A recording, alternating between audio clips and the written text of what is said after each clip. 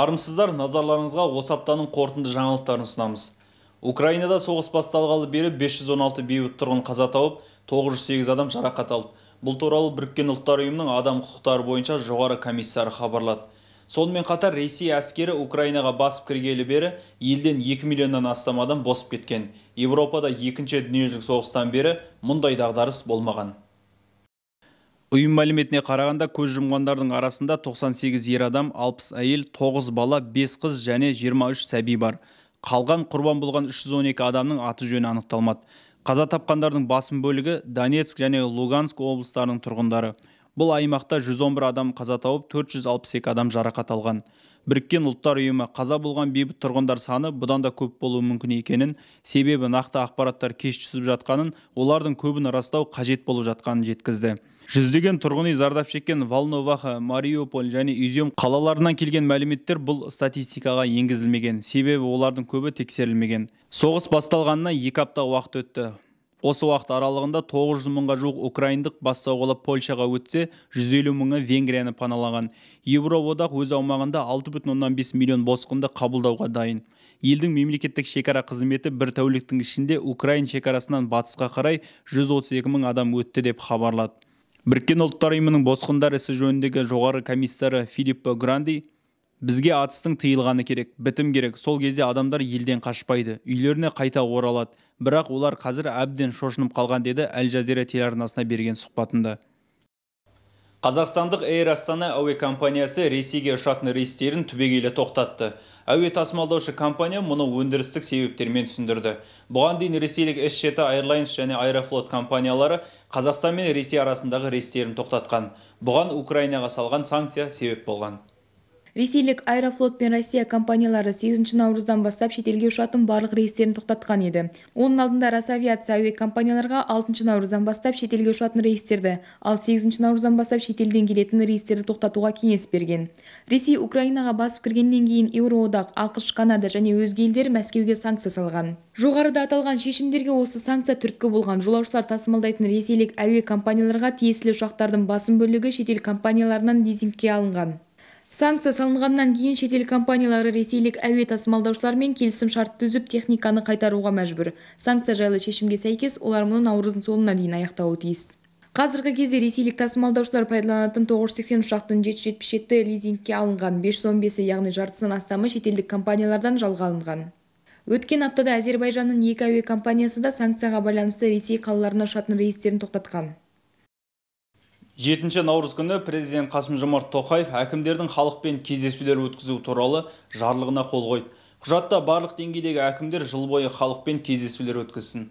Кездесу барысында халықты толғандыратын әлеуметтік мәселелерге баса назар аудара отырып, Қазақстанды жаңғыртудың жаңа бағдарларының негізгі бағыттары туралы хабардар етсін және проблемалық мәселелерді шешудің жолдары мен мерзімдерін түсіндірсін деп жазылған. Президент қолы қойған жарлықта көрсетілген Қазақстанды жаңғыртудың жаңа бағдары не екені нақтыланбаған.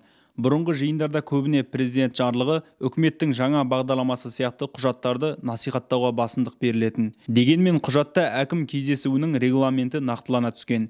Енді аймақ басшысы жоспарланған уақыттың 4-тен 1-ден аспайтын бөлігін баяндама оқуға арнайды, ал қалған уақытты сұрақ-жауап форматында өткізеді. Сонымен қатар әкім халықтың талап етуі бойынша және қажет болған кезде халықпен күнтізбеден тыс кездесіп отыруы тиіс. Әкімдер бұған дейін де халықпен кездесу жиындарын өткізіп келген. Бірақ ол жиындар көбіне ұзақ баяндама, алдын ала дайындалған сұрақтар түрінде өткізіліп, халықтың сынына жиі ұшырайтын. Дайындалған адамдар жиын өтетін орындарға күні бұрын келіп, белсенділерге орын жетпей қалатын кездерде болған. Жаңа ереже бұл олқылықтың орнын қалай толтырады, ол жағы белгісіз. Жарлық бойынша облыс әкімі жарты жылда бір рет әр ауданда және облыстық маңызы бар әр қалада кемінде бір көшпелі кездесу. Республикалық маңызы бар қала Астана әкімі қаланың әр ауданында 90 сайын кемінде бір көшпелі кездесу. Аудан әкімі әр ауылда, кентте, ауылдық округте, аудандық маңызы бар қалада 90 сайын кемінде бір көшпелі кездесу өткізуі тиіс. Елде облыстардың және республикалық маңызы бар қала әкімдерін президент тағайындайды. Одан төмен деңгейдегі әкімдерді жоғары тұрған әкімдер қызметке қояды. Сондықтан әкімдер халықпен кездесуге мүдделі емес деген сыни пікір жиі айтылады.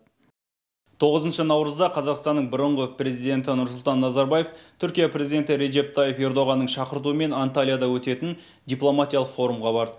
Бұл Назарбаевтың Қазақстандағы қаңтар оқиғасынан кейінгі ресми хабарланған алғашқы шетелдік сапары. Қаңтар оқиғасынан кейін Назарбаев жайлы ақпарат азайып кеткен. 10 наурызда Анталияда Ресей мен Украина сыртқы істер министрлері Сергей Лавров пен Дмитрий Кулеба келіссөз өткізді. Келіссөз 1,5 сағатқа созылды. Оған Түркия сыртқы істер министрі Мевлют Чавушоглу да қатысты. Келіссөзден кейін баспасөз жиыны кезінде Украина сыртқы істер министрі Дмитрий Кулеба тараптар атысты тоқтату туралы келісімге келмегенін, Мариуполь тұрғындарына гуманитарлық дәліз ұйымдастыру мәселесі де шешілмегенін айтты.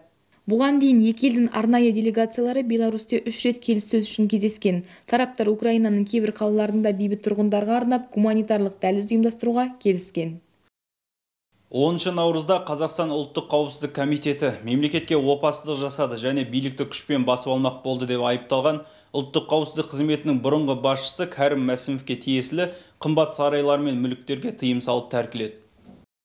Ұлттық қауіпсіздік қызметінің мәліметінше тергеу барысында Мәсімовтің өзге қылмыстарынан бөлек жемқорлық әрекеттері де анықталған.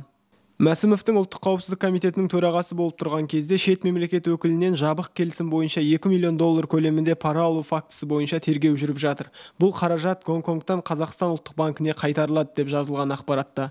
Комитет мәліметінше Мәсімов премьер-министр болып тұрған шақта еленген құны 2,5 миллиард теңге тұратын элиталық қонақ үй мен жер телімін алу фактісі бойынша да тергеу басталған. Ұлттық қауіпсіздік комитетінің айтуынша қаңтарда Мәсімов ұсталғаннан кейін осы қонақ үйден 17,2 миллион болатын қағаз ақша мен бағалы заттар, 11 қымбат көлік тәркіленген.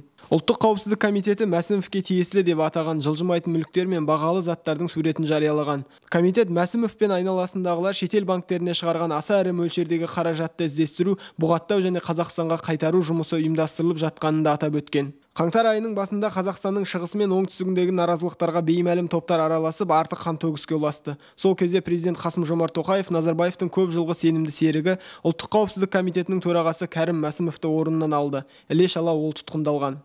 Кейін Мәсімовтің үш орынбасары Марат Өсіпов, Дәулет Ерғожин және Әнуар Садықұловтың қызметтен босағаны жайлы хабар тараған. Кейін ақпарат ресми түрде расталып, олардың ұсталғаны белгілі болды. Мәсімовтің бірінші орынбасары қызметін атқарған Назарбаевтың немере інісі Самат Әбіш те кейін қызметінен босады. Апта легі осындай ақпараттардың толық нұсқасын қазақ-news.kz сайтынан оқи аласыздар. Біздің әлеуметтік желілерімізге тіркелуді ұмытпаңыздар. Сау болыңыздар.